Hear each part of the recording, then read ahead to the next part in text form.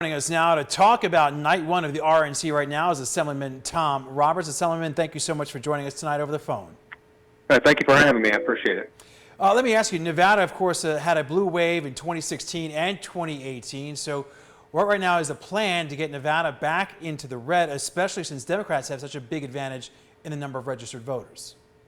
Well, I think it's our message you saw clearly in the first night of the convention is that our message is of optimism and not necessarily that the country is in the wrong direction, but that we're in the right direction. We need to continue moving that forward.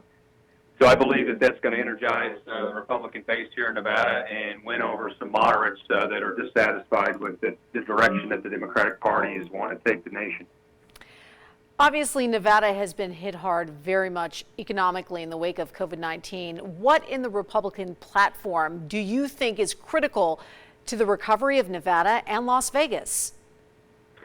Well, I think it's moving towards an opening, but doing it safely. It's important that our economy gets back up and running to Nevada no more than any other state because we're so reliant on tourism, and tourists need to feel safe coming here, and I think that's an important part of it is getting our economy back going and getting people back to work and getting revenue back into Nevada. Well, let me ask then, to that end, would you be willing to ask the president to support some kind of special bailout package for Las Vegas, being that we were so hit especially hard by this? Well, I believe at the last legislative session, special session, there was a resolution to do that, and it drew bipartisan support.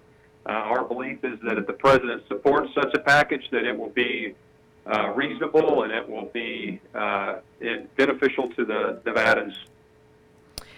You heard Donald Trump Jr. talk about how defunding police departments across the United States was not an option for the Republican Party.